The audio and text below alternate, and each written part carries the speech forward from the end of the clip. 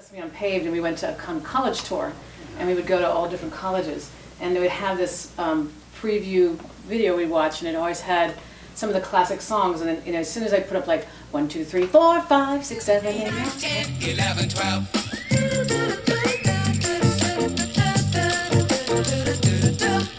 2, 3, 4, 5, 6, 7, 8, 9, 10, 11, 12.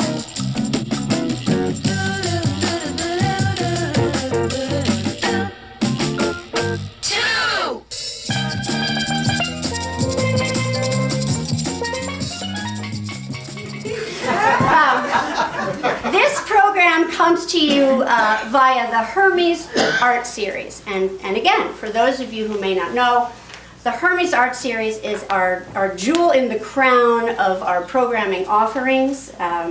3 or 4 times a year, a very special group of creative geniuses put together things like this. It's music, it's art, it's dance, it's whistling, and one of the members of that esteemed group is artist Jimmy Gresham.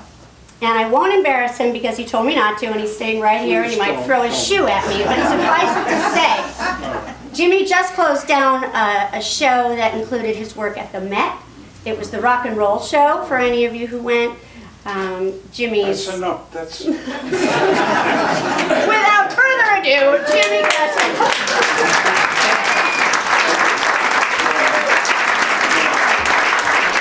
Hello, everybody. So this is an amazing town we live in. It's full of incredible, great people and stuff, and it's just a privilege to to be here. So hello. Anyway, I just want to say that this event tonight, is the idea of Jen Wastrom.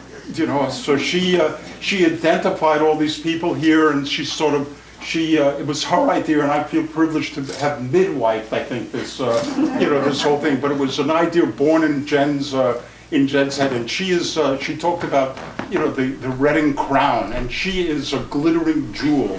You know what I mean? That's in the crown.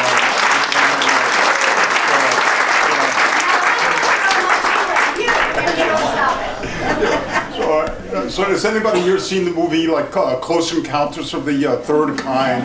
So the aliens in this movie, they implant this irresistible impulse in the brains of select people that these people have to go out to Devil's Tower in Wyoming. Under all circumstances, on all kind of problems, they find their way to this Devil's Tower. So so here in Reading, we have for some reason the people that work on Sesame Street, have a kind of impulse, an odd impulse to settle here in the town of Reading. It's peculiar, So anyway, one of the people who worked on Sesame Street in the beginning, who started his career, settled here is Bob Marty. So Bob Marty is a spectacular person. He's an artist. He lives in Reading with his wife Julie, who's also an artist. You know what I mean? They have 2 phenomenal kids. Eli and Noah. Who are just great. So he's a great citizen, but also he's had a spectacular career as a producer in television. He's produced Downton Abbey. He's worked with he's done Ken Burns, any celebrity you name, from Gloria Estefan to Tom Hanks to George Lucas. You name a celebrity, and he's known with it. He's worked with them, and done things with them. Anyway, also. 47 years ago, Bob was a student of mine at Pratt Institute.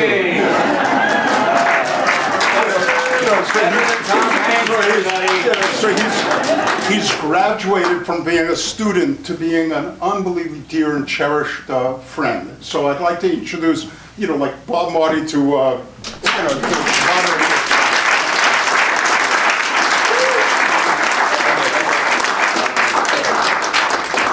The best teacher I ever had.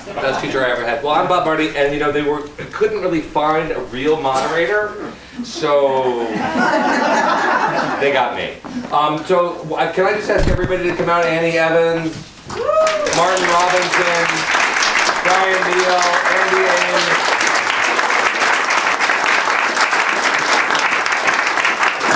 So the best part about this, everyone, is that I get to call all of these people friends and colleagues, and we each have a different kind of relationship to Sesame Street. Mine ended 34 years ago, as did Brian's, and Andy's was about 10 years ago.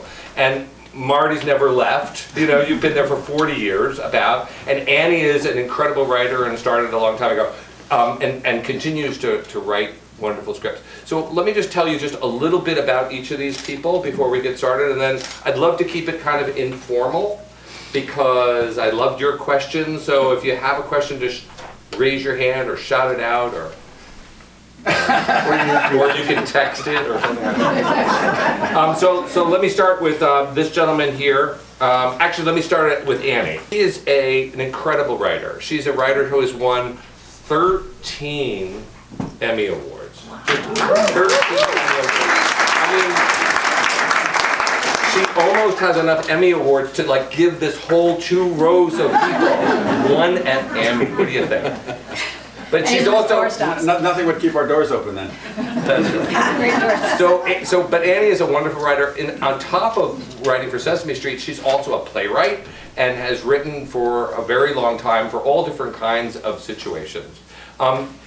This next gentleman is Martin Robinson. Martin is a very old friend of mine. I helped him in 1981 when he was first starting with Mr. Snuffleupagus, one of his great characters. And so he's been performing on Sesame Street for all of that time, so that's 38 plus years, with Telly Monster and Slimy and Mr. Snuffleupagus, of course, and many other characters over the years. So in the news, if you don't know, is that they're married. We didn't meet on Sesame Street, though. No, but what's interesting also just about... got married. We got married. That's right, I was going to say, like, the only people ever married on Sesame Street are Annie and Marty. So. The Stoops. Oscar the Grouch was there. Right. And they have their best production, as all of us in TV say, they're twin daughters, Lyra and Ripley. Wonderful kids. Brian Meehl and I have about the same tenure at Sesame. Brian is a fabulous puppeteer, although not anymore. You look a lot younger than me. It's the hat. And you know, in his day, he performed Elmo, not the famous Elmo, as you say, but Elmo, and. But it was the stepping stones to absolutely. Elmo, the famous Elmo that we know today, wouldn't have been Elmo. Someone had to get out of Elmo's way. I got out of it. Somebody had to get the ball rolling. I consider myself Elmo's grandfather. But how he got introduced to Sesame Street was Barkley the Dog, and which is an incredible character. A body puppet that Brian really invented the character in many ways and was incredible with that, and many other characters, right? Telly Monster, the first iteration of Telly Monster that got then passed on. As that continues to happen in Sesame Street, characters are developed and oftentimes over time by different puppeteers, and then once they kind of meet the person who like imbues them with the life and character, and oftentimes it stays for a very long time. Andy Ames. Andy Ames is a production executive. He's an executive producer, Emmy Award-winning producer, and was a senior executive at Sesame Workshop.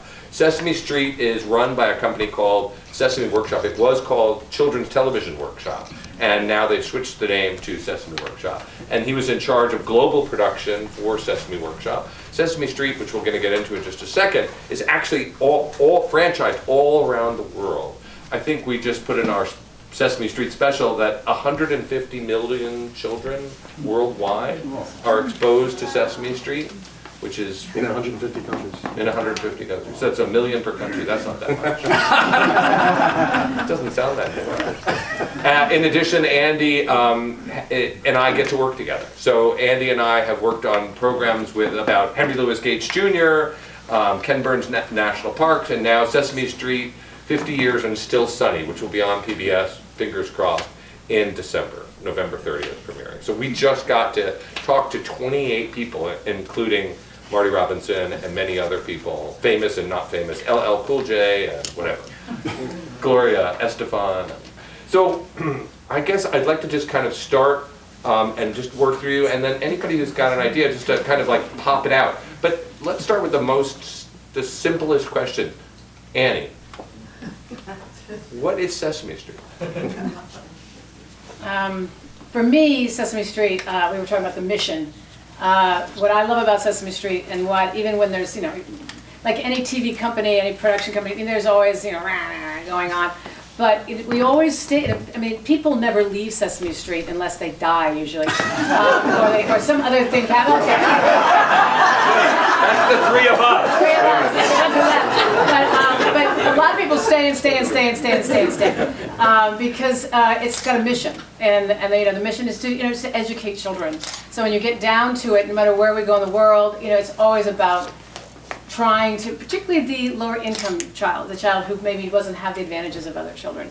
So that's always what kept me going whenever, in terms of writing shows, trying to get another show out of my head, is trying to just, get the kids, learning their alphabet, doing the things that, kids need to do, and learning about kindness. I just watched a show that I wrote for Sesame Place, all about kindness, and I see these little kids in the audience just clapping their hands and learning about kindness. You can't beat that. Marty, one of the things you said in the interview we did for the TV special was that if we're not having fun, the kids aren't having fun. Mm-hmm. Can you talk about that? Because that sense of family that Annie just talked about, that sense of community, it's wild. I wasn't around it for 34 years, but then interviewing all these people from Bob McGrath and Roscoe and you and Pam was here, you go, oh my God, the writers, you go, oh my God, this is a family that's devoted to each other and having fun. Talk about that. Kids are smart. Having raised and continuing to raise kids for many years, you can't put too much past them. So if you can't fake it. You can't fake it with kids, and it's one of the things that we live by on the show is, if we're not having fun doing it, no one's going to have fun watching it. So, you have to be really, technically really good. You have to be, you have to know your characters, know, where you're going with them, what the script is. But then you've got to let that go and just dive into it, have fun. It's been like that for all my years there. Really having a great time with my best friends. Working with Brian was really one of my mentors when I first came there. So there's he's about 10 years older than you. I have no idea. But the fact of the matter is he had been there for a long time and had really knew the ropes, and I came in on this one character, but I was still very, very green. And so I was his right hand. I mean, literally his right hand for years in Telly Monster. So I was able to learn my craft from a master, and working with Brian and getting all that stuff from him, is what kind of made me then a teacher for those that are coming up now, and that became one of my favorite parts of Sesame Street was the teaching, which I never really saw myself as a teacher. I just wanted to be a performer and create characters and tell stories that way. But when I started teaching and passing on the knowledge, the technique that then translated into how you communicate. How do you communicate with kids? How do you teach really important things? ABCs and the basic learning stuff, but it's the social emotional stuff, what it means to have a friend, to be a friend, to make useful choices in life. I mean, that's really very much what we do on the show.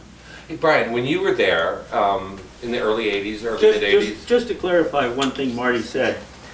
So when you're puppeteering, you've got your right hand, if you're right-handed, in the head, and you've got your left hand, in the left hand of the puppet. So you then need a right hand. So there would always be a, particularly if it was a live hand, there would always be a supporting performer. And when it comes to dealing with props and stuff, it's a very difficult little dance to do.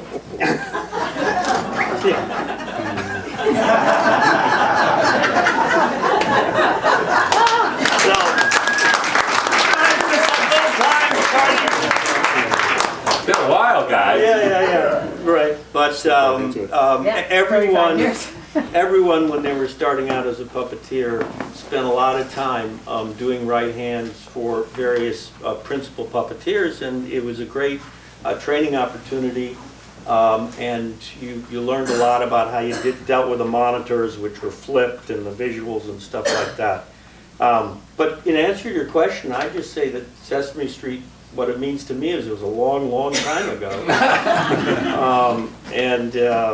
But I guess the thing that struck me about Sesame Street is it was constantly evolving, and that's why it survived for 50 years.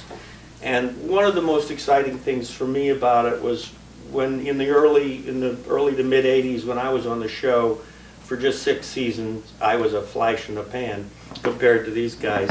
But we did 2 shows a day, one in the morning and one in the afternoon. And we would go in, and the first thing we'd see is John Stone, who was the main director then, said, "Oh, this script needs to be changed."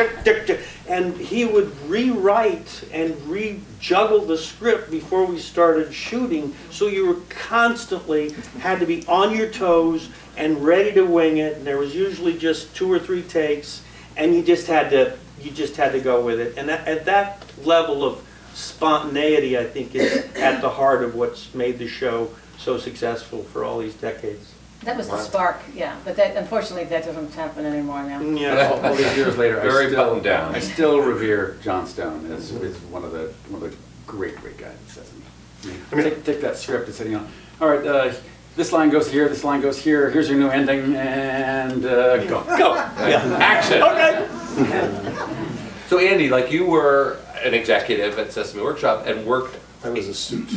You were a suit. Without the suit. That's right. Yeah. But you also worked internationally, which again, I think a lot of people don't understand the global reach of Sesame Street. It's in Mexico, it's in Germany, it's in whatever, many 150 countries. These guys do a lot, and continue to do a lot of international work too. I was there for even less of a flash in the pan, even shorter time than Brian specials. And I was just going to say that one of the things that really struck me in our limited tenure there, was just under 3 years, was it's a not-for-profit organization, but it feels like, and it's some of the smartest people I've ever worked with, which can be intimidating. But also then you say, well, there's a reason I'm here. But everybody was really driven by the mission to make the world a better place for kids. It's not about the bottom line. The trick was always, let's at least be making more money, bringing more money into the company than we're spending, so we can keep going.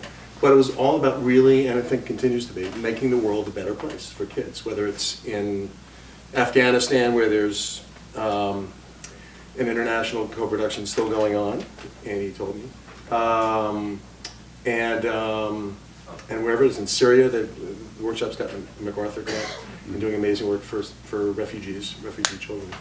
So it was really driven by a sense of purpose and continues to be, and I felt sometimes really I was pinch myself and feel really lucky to be there. And there's a lot of politics too, as in any organization, and it would staff up and then there'd be layoffs because there's too many people, and then it'd slowly build up. We need more people, and drop off again. But it was great, and some of the what I remember is working on some of the primetime specials. We did some stuff with military families.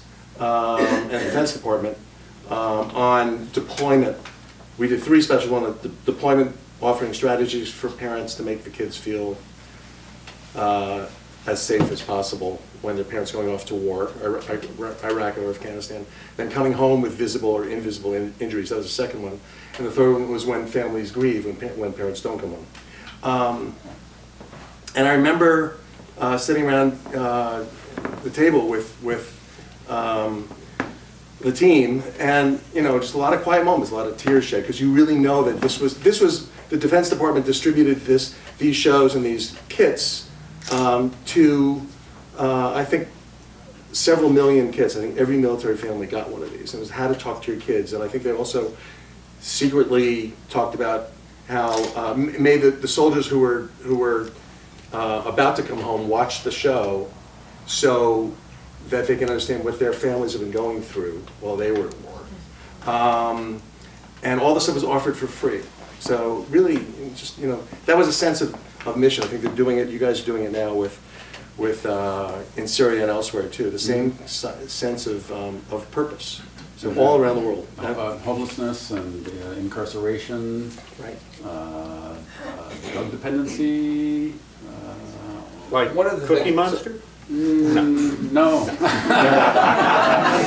But it's a show as well as all the ancillary stuff, which is making as much of an impact as the show itself. One of the things that in making this program that we're making for PBS right now, that Danny and I worked on, that we started talking about disabilities, and I got to interview Itzhak Perlman for the special, the violinist, and he was on Sesame Street, and there was one writer, Emily Kinsley, right, who, her son, Down syndrome. Down syndrome. Jason. Yeah, Jason. And so it was an amazing thing to talk to both the writer and then also Itzhak to go, let's reflect our world. As we're saying, families are homeless, or families like Julia is autistic, a puppet, or on the spectrum, or so that Sesame Street has taken this on for its entire 50 years. It didn't just start recently, like where you think they were being PC. They have had this at their core of being able to say, let's look at and reflect every kid. Kids come in wheelchairs. I did a show, A's for Asthma, 1995. Right before asthma really started becoming out there and kids really getting it in New York. And we were already there with our asthma game plan and what the kids should do when they have an asthma attack. And so that was, they've always sort of been right at the, what's happening now. What's a thing that's needs an issue now. There's an autistic character that does Yeah, the autistic. Something I found out, can I just mention this idea that it's a workshop? So this idea, I had no idea. I worked there for 5 years, not really there, in an aligned company called Great Jones Studio, making puppet characters, but it's called Sesame Workshop is the name of the parent company. Workshop. This idea that it's continuously changing, that at the beginning of every year, they go, okay, how can we make this better? And they meet with the writers and the educational people, the performers and the actors, and say, what can we do that's different? Not like, let's do the same thing we did last year because we got great ratings or sold a lot of Tickle Me Elmos. So I think that, can you just talk about that evolving They nature? still call it an experimental season because when I first started, 1993, every year was called the 23rd experimental season. That and the research there's always a research document every year that we use to write the scripts. It has all the curriculum of the season. And it always would say the experimental season. They would never let it be so it doesn't stay locked. It always it's always changing, always new stuff, always cutting, adding, moving things. I love that. Based on what's happening in the world, in the country, in education, what the studies are showing, what kids need. They're always staying on the forefront of that. We were in meetings all day yesterday on that very stuff, kind of showing how things were working. The meeting yesterday was how well everything worked last year, and about the initiatives in Syria and the what you can do with $200 million in grant money to make the world a better place. In the hands of Sesame Street, that's gonna do some very good, very interesting things in these in this troubled world, and they've never sat on their laurels. So can we just switch the subject to music for a second? Because the Sesame Street music, I'm sure anyone who's aware of Sesame Street knows about all the incredible musical artists that have come and visited. Can we just talk about that for a second, Brian? In your day. No, but back You're asking, in our day, I should you're say. asking the wrong person, because when I was on Sesame Street, I can sing in a character voice, but not my own, and my sense of rhythm isn't very good. And the only person that was close to me with this was Carol Spinney, and I was considered, Big Bird and Oscar, I was considered the only living graduate of the Carol Spinney School of Music. So you're asking the wrong guy. And yet, Carol Spinney is probably on, 150, probably on 1,000 albums. Oh, that, As I love trash. I love trash. Yeah. Beat it out for him, that's all. My music teacher in high school said, "Robinson, you're not gonna go for a career in music, are you?" And I said, "No, sir." He said, "That's good. I support that choice." And I went back to visit him with a stack of 20 CDs that I was, a featured singer on. Again, not in my own voice. Yeah, the moral of the story is if you can't sing, try another voice. Right. That's right. But Annie, I mean, you've written songs, right? So I mean, that's another interesting thing. A writer, you would think it would be dialogue or the script, but in fact... The one nice thing about Sesame Street is for writers, I haven't been writing on the domestic show, the TV show, for about 4 years, but until I left, we were allowed to do our lyrics, which a lot of kids shows, I've written about 10 different children's shows over the years, probably more. Most of the shows don't allow you to do your own songs. You write the main body of the show, and then when there's a song comes, you put "song" here, and you write a little bit of what the song's going to be about, and then they hand it off to a lyricist who then does the song separately for a lot less money, and then you don't even hear what it is until if you end up watching the show. Where Sesame Street has always let us do our own lyrics, which is such a joy because it's such a different part of your brain, and it's so much fun and some of my favorite things is just sitting down with a rhyming dictionary and just trying to map out a song and how it would work. So that's kind of a really nice plus about having written on the main show, that you kind of, and I try to encourage the other shows around the world that Marty and I particularly story edit and work on, to say let your writers write the lyrics. It's fun and it's a different, and also who knows the show better than the person who's creating the show from its scratch. So just handing an idea to somebody else. But I just finished a show in WGBH that I never was allowed to write a single song for it. I had to always just give the idea for the song, and sometimes they were good, and sometimes it was kind of like.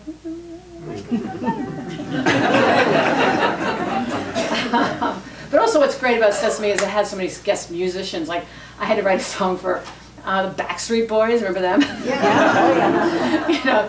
And there's some great people come in. It's this. Who's your favorite? As a non-singer, I've gotten to sing with Smokey Robinson and Joe Williams and Carly Simon and opera. It's astounding who we get to. Yeah, I got to do an open. I didn't do that because I didn't do the song. The song was a song that already existed, but I got to do something for Alison Krauss, which was. That's great. Yeah, that was very good. One of the things we mentioned in this special we're doing is how celebrities get reduced to being like little kids when they come onto the set for the first time. It's really amazing to see. You guys have seen this over and over again, but there's this little sense of joyous wonder when they walk on the set and they can't believe it. Oh my God, there's the steps. And I remember watching these as kids. It's really sweet. There's something very iconic about it, and it humanizes them, and it makes them so eager to work with a team. It's really pretty magical. It's one of my favorite things to actually orchestrate that. To find them in the hall ahead of time. Oh, you haven't gone on the set yet. Oh, let me take you on. Ryan Reynolds was there a couple of years ago. Yeah. Ryan Reynolds. And so I took it, and they almost always says, you look for the tears. Oh yeah, Ryan Reynolds, he cries. They're good. Good man. Right. They see the stoop, and they see Hooper's store, and the Sesame Street style. The child that just comes rushing back to them. Well, Ben Lehman, the exec producer, we interviewed him, and he said that the parodies that are often done, that you guys do of these musicians' songs, it's almost a badge of honor. They're so excited when we had a little scene of Elvis Costello. One of his songs was Big Red Shoes, and you guys did a parody called somebody when ate my red 2, the number 2. So it was all about numbers, and he sang it with Elmo, and he was so excited to do it. And it's like, you know, it was like, I was on Sesame Street. It's like a huge star. You know? Ryan Reynolds we were doing the A team, and Telly Monster was doing the Mr. T character, and Ryan Reynolds was in this giant A with his face sticking out, and they were solving problems, and he said later that he spent the entire day with his face stuck in a giant Muppet a-hole.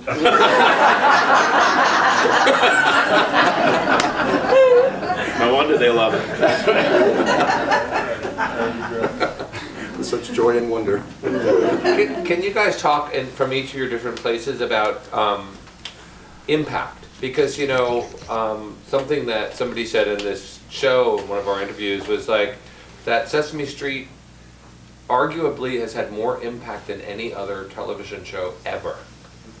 You know, ever. And because it's been around so long, and it was so formative for kids. And kids, not only the disadvantaged kids that it was originally designed for, to get them ready for, you know, formal school, but for all kids.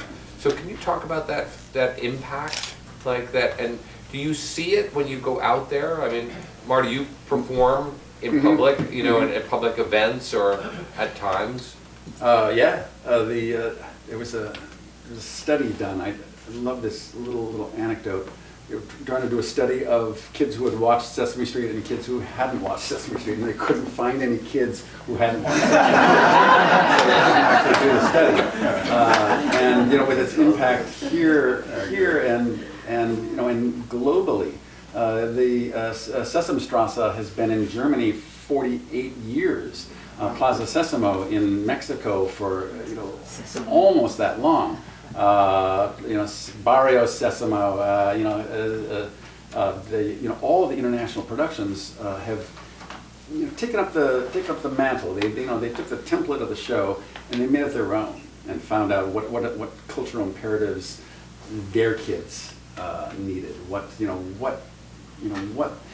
went to Egypt, and it's okay for girls to go to school was the curriculum back then. That was a while ago, and it just blew my mind. Being an insular American, to go over there and to set up, to find the puppeteer, the right puppeteer for that part, and then have her work this beautifully designed puppet, and then have all the Egyptian writers write things that allowed for this character, this wonderful little girl character, to be herself and to dream and to go to school and to have a future and to have anything that every little girl on the planet should have. And that was just groundbreaking and revolutionary. And every country, in Afghanistan, my puppeteers, they can't go to the studio the same way twice every day because someone might find out their route. They have to change it up all the time so that they're not seen going into the studio on any kind of regular basis. 3 of the people in their team were killed in a bomb blast shortly before production started. These are. But they keep coming. They keep coming. They keep showing up. They keep because the only thing worse than not than perhaps getting murdered because of where you work is to do nothing, to be in a society that in effect would promote that kind of behavior. I have 2 anecdotes for that impact. One is the 30th season, and this is coming up at 50 now, the 30th, we did a thing called Sesame Unpaved, and we went to a college tour, and we would go to all different colleges, and they would have this preview video we'd watch, and it always had some of the classic songs, and then as soon as I put up like 1, 2, 3, 4, 5, 6, 7, 8, 9, 10, 11, 12, everybody in the audience would just start singing along. Singing along. And just always would hear everybody singing. These are all college students now, 20 years ago, but they just loved to have the nostalgia of that it was something that they all had as an entity in this in every culture we went to. They all knew these songs, they all sang them together, they all knew them. And then another thing about impact, because we talk about when Marty and I were sort of in I like to call the international heyday. There was a CEO, Gary Nell, who was very, very interested in the international department. So there was a lot more international travel going on and going to a lot of places. And Marty and I luckily got to go all over the world with this initiative. And he liked to call it the longest street in the world. And it was basically, anywhere in the world there was Sesame Street. And you really could, you'd be in Kenya and then there'd be Sesame Street up there on the TV, and it was dubbed into Swahili. But in Bangladesh in particular, Marty and I were very lucky to start at the very beginning of the Bangladeshi show and train the puppeteers, train the writers, bring on everybody and really get the show going. We went to Bangladesh like 6, 7 times. I don't know if anybody goes to Bangladesh that much. And we were so proud of the show because it was a place that needed this show so badly. The kids didn't have any television for themselves at all. There was no children's programming at all. They would watch soap operas with their parents. And if they had television sets at all, there was often a community TV, that they would all go to the village and watch a community TV, and everybody just wants to watch either the soccer or the soap operas. So to do this TV show that was just for them was so important. And they, after... about bringing it in on... oh, well, yeah, they're on rickshaws. But first they did a study after having this show running for 2 years, and the grade point average of the entire country of kids went up 1 grade point because they all were watching the show. And then what they would also do, which we talked about outreach, that they had this huge outreach also because there's so few television sets. They would bring into these villages, they had a rickshaw that had a TV in a little box, and they would go into the village, they'd open up the rickshaw and they'd have the TV, and all the kids would come around. Hook it up to a car battery. And you'd see like 70 kids watching this, this show. And a character that was speaking their dialect, talking about their issues, and dressed in their clothing. Yeah, and the set looked exactly like their village. It had a big banyan tree in the middle, and there was Tuk-Tuki was this little girl. Here's the TV, and the entire town just fanned out. Yeah. Oh, so that's the kind of impact that really good job. Brian, you really helped start this with Barkley and Big Bird in China. I mean, going to China when you went was a big deal. I mean, China had just been opened, really. Can you talk about that experience? Because talking about breaking down barriers and how Big Bird walking and with Barkley down the Great Wall of China. Well, tell us that story. There was a moment we were doing a kind of a SWAT team unauthorized shot of Big Bird and Barkley running down this street in the middle of this town that was very rural. And they were shooting out the back of a truck, and we were running toward the truck. But the problem was the people walking on the street had spades and shovels and guns, old muskets. And I'm in a Barkley suit that looks kind of like a big orange bear with a, please get this shot over. So Bert looks like good eating too. Yeah, exactly. Shoot him. Big turkey.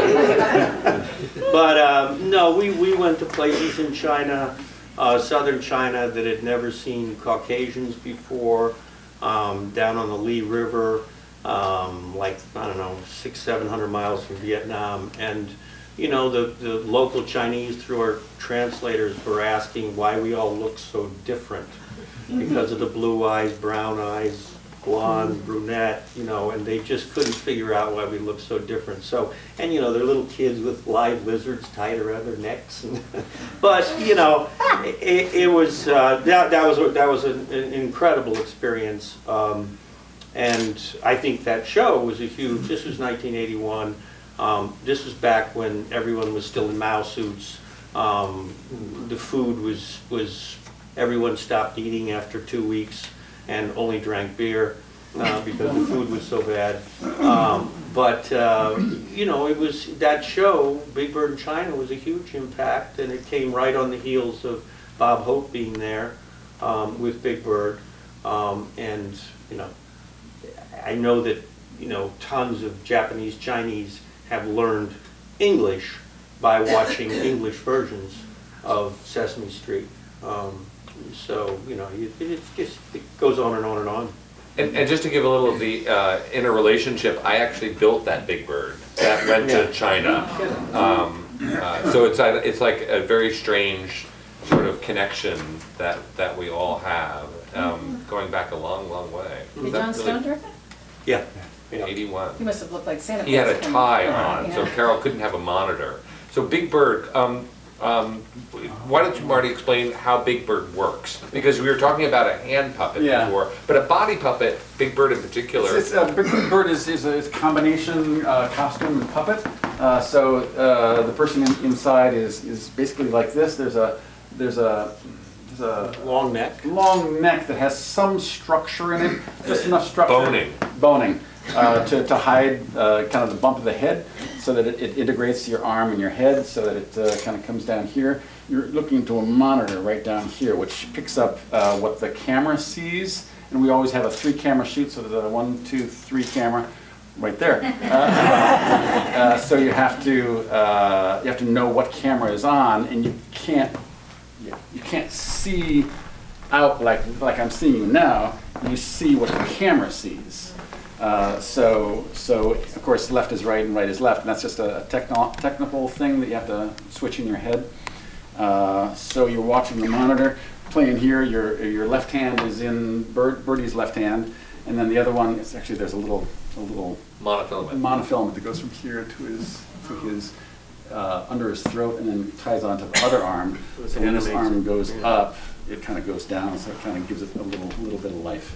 But in China, actually, they didn't have a monitor because they couldn't get the technology to work. So we actually made a Big Bird a tie. So he wore a tie, a collar and a tie, so that Carol Spinney, who was playing Big Bird, could actually see through a net so that he could perform exterior. Well, we were walking on the Great Wall, and we were, what did at you one have? point, we were in a boat in a flooded river. How did you see? know, I mean, How did you? And you were that shot where you were doing the stepping stones in the middle of the river, and one false step and you would have gone in. I had a lot of floaties. In the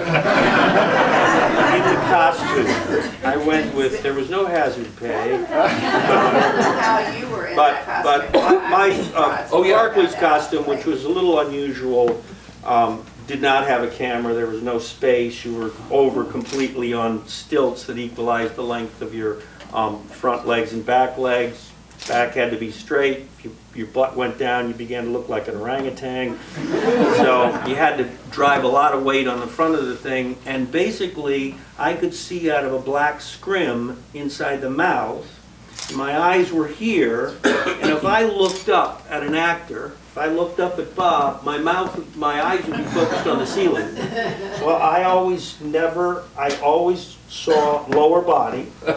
And when I used to work with Linda Bove, who was deaf, so she wasn't speaking, and she was doing sign language.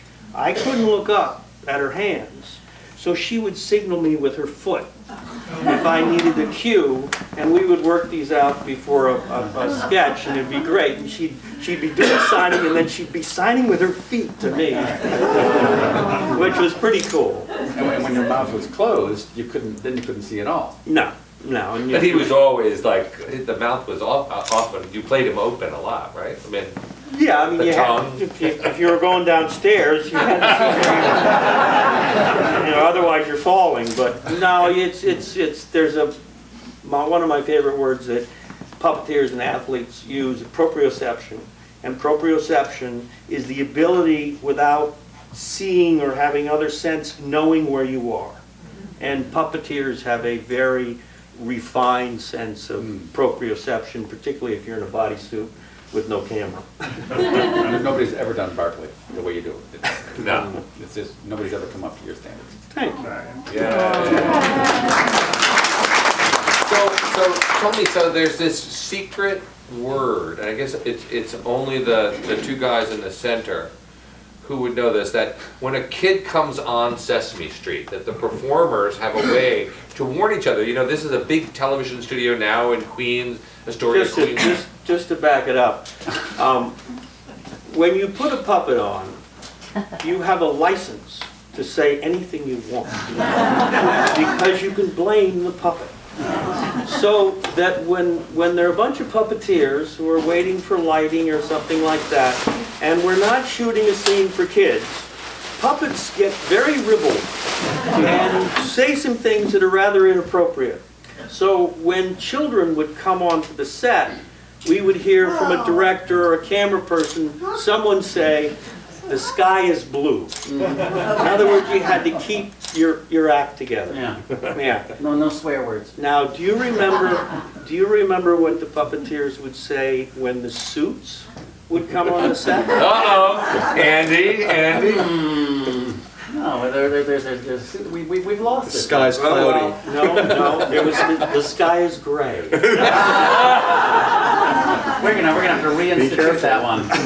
Yes, you will. So, Marty,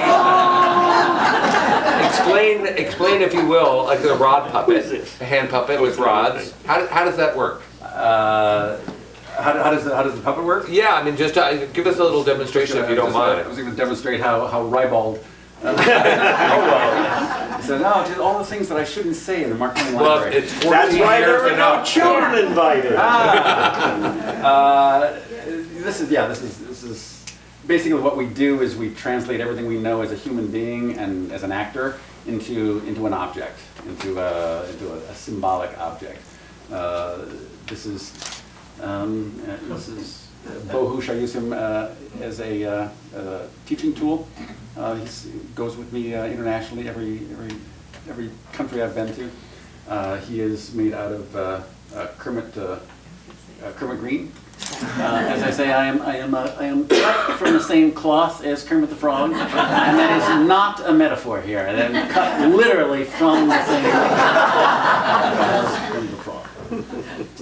Can he, what's his name? My name is Bohush. My mother was Czechoslovakian and my father's an idiot! Oh, can you sing? Do you have a singing voice at all? I told you the story about the teacher that told me never to sing. Yeah. Don't sing. No. Bohush, please. Unless you want your father to sing. So we're playing with the symbolism here. I can make you think that he's breathing, just with a little bit of simple technique.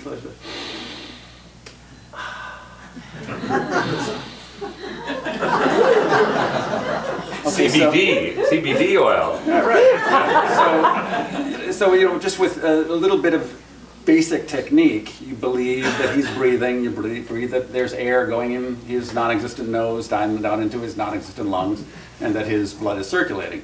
So you've kind of invested in his little life now, just by virtue of a little breath. Now, if I can make you believe that I'm breathing, then it kind of gets to be interesting. Breath is one little step, but if I can make you think a certain way, or believe something, or listen to me in a certain way, or anything that I decide might be important to impart to this august crowd here tonight. With great power comes great responsibility, and puppetry is a very, very powerful form. One of the things that was indicative of how powerful this is that, at least in my day, it was very risky to have a child under 2.5, 3 years old come onto the set, put the puppet up, because they would see this. Mm-hmm. All they know is this. And they would see what was really going on, and they would burst out into tears. and they usually had to be taken off the set. And, by the time I was leaving, we were really discouraging 2-year-olds and younger to come by in. the time I came in, it was 4 or up. You couldn't go. They wouldn't let kids, unless it was the child of a performer or something. But 4 or up, you couldn't allow them. At 4 years, they understand the difference between reality and fantasy just enough. So that they get it. Yeah. So I actually brought I brought my 2 nephews to Sesame Street up at Reeves Teletape when it was up at 81st and Broadway, and Carol Spinney knew me, and my sister and her kids came in, and Carol came over. Well, if you don't know, if you haven't seen Big Bird, he's 8 feet tall, right? So, and on the television set, he's Big Bird. You can just see him.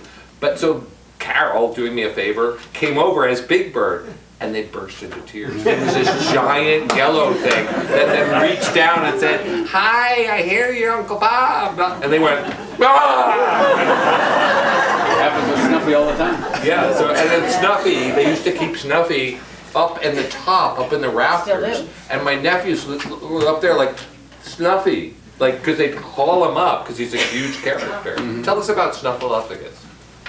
Before I, sorry. there's a thing, there's a wonderful, the way that I snuggle up to Brian, and I truly love Brian Meehl, but the level of intimacy that I'm able to get just by virtue of the separation of me with this character, and and the fact that that he can just settle in. So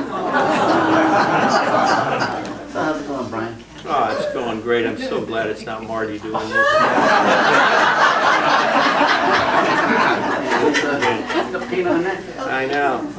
But you and me, Yeah, we got an A. We're buds. So it's a cheap trick. But if you use it wisely, and if you use it to create closeness and intimacy, or intimacy with your audience to teach something, then it becomes profound. Did you ever work with an actor that kept looking down at you and had a hard time Every once in a while. connecting Yeah. to the Every once in a while, there was one who just can't. can't disassociate? What I try to do is make the puppet just so incredibly intimate and so incredibly interesting that there's nothing down there that could possibly be worth looking at. Yeah. So, what's it like to write for puppets? I mean, it's a different thing when you write a stage play for actors, trying to write for, and maybe for existing characters. So you're getting into the head of Big Bird, or getting into the head. That was sort of, I had a training program. You sort of, how Sesame Street used to work back in the early 90s was they would have a audition process, and you would sort of get into the audition process if you were very, very lucky. I got in because of him around the back door. So, but then you have to audition. So there's like 8 people auditioning with me, and I was the last one standing. So it took a year. But in that training time, I had to really show that I could do all the voices of puppets. People would always ask me, well, who do you write for? If you write on the show, you write everyone. You have to learn all their voices, who's who, and you have certain ones that you are certainly like more, or you are more attached to. I mean, I got really tired of writing for Elmo, because this is, Elmo likes to down here, where it's much more exciting to write for a character like Telly was, because he had much more angst and anxiety. I mean, all the writers wanted to write for Telly because he actually had so much going on under there. So that's just kind of, everybody has their favorites are Grover. Writing for Grover is just fantastic, because he just has so much language and so much irony that you can use, and you can do jokes, and he can say big words like, I'm writing something about, it is a cornucopia of things, and it's Grover, so he can do that.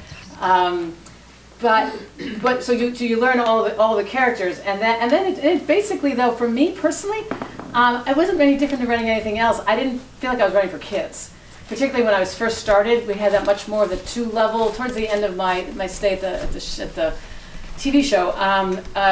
You had what we called the 2-level of writing, where it was for the kids and the parents. So all those parodies, we did so many great parodies. I did a show that was Aquarius. It was Aquarium, a song. Instead of Aquarius, it was Aquarium. Survival musical chairs. Survivor musical chairs. So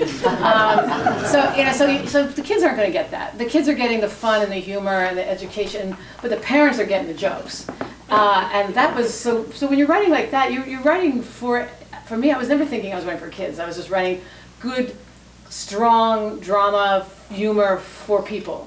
Towards my last years there, they sort of were smushing away and getting rid of some of the 2 levels, because they're finding with studies that parents really aren't watching the show as much as they used to with their kids. So they were trying to go more straight kid language and kid stuff, which which is a shame to it. But according to the studies from the meeting yesterday, parents are watching with their kids again. So hopefully they'll start to put more of the jokes in. And the studies were showing that kids are learning better if they're watching. Co-viewing. It's Oh, co-viewing has always been the better way to do co-viewing. it, because when your kid sees their parents laughing at something and they want to know what my mom thinks it's funny, dad thinks it's funny, what's so funny, you know? So I remember my dad laughing at Bugs Bunny, and I remember thinking, oh, this must be really good. If my dad is like, you know, and it was good. I mean, God, it's being 2-level humor, you know. So I never felt like I was writing for kids. Right. And then the research department would sometimes come on and say, oh, you gotta, you know, put this definition in.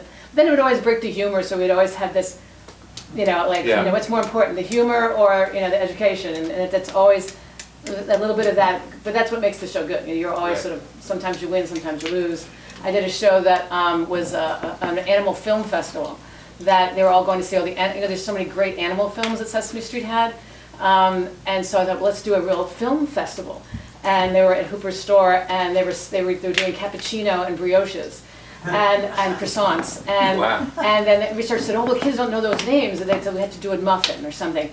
And my head writer, we went to the mat for this. He said, no, this is a funny short story about what they serve at film festivals, and they're going to have croissants and brioches.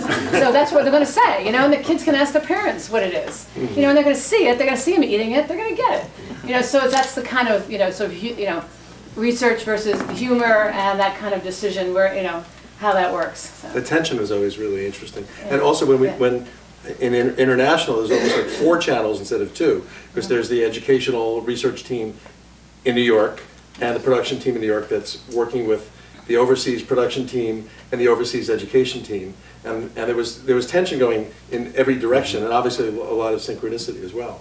But, you know, they were saying, you know, we want to make it authentic for our kids. Yeah. And people in New York would say, well, we have to protect the brand.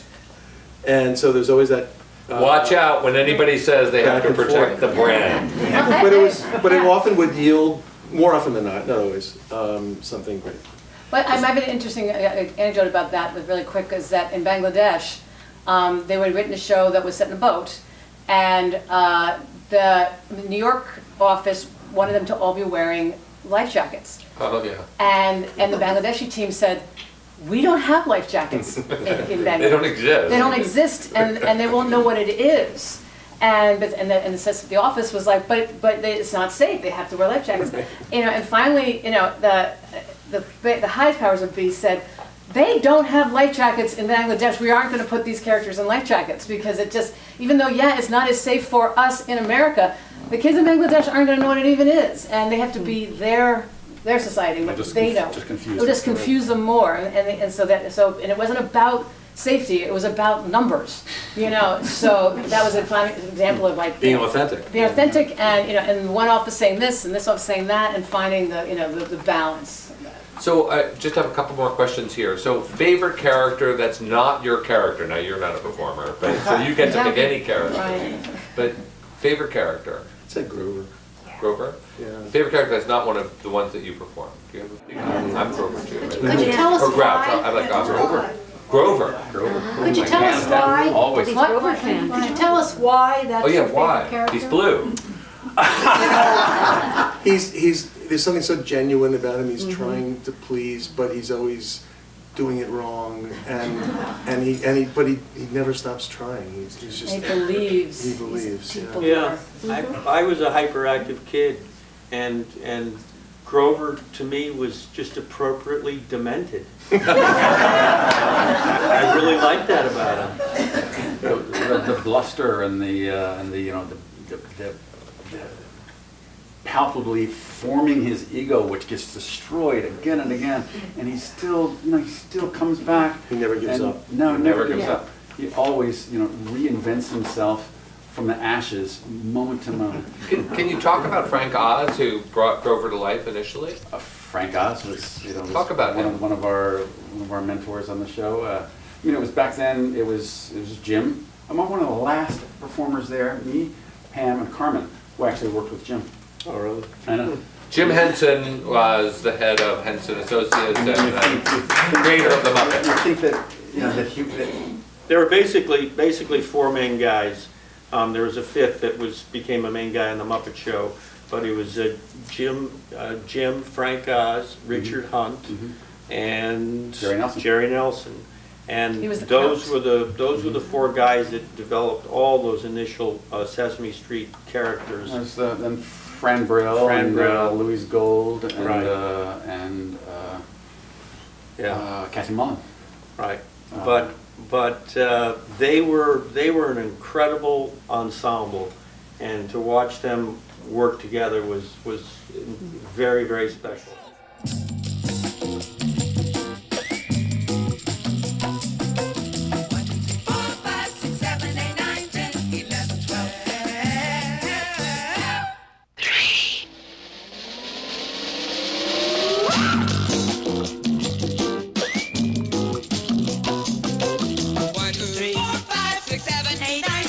11, 12.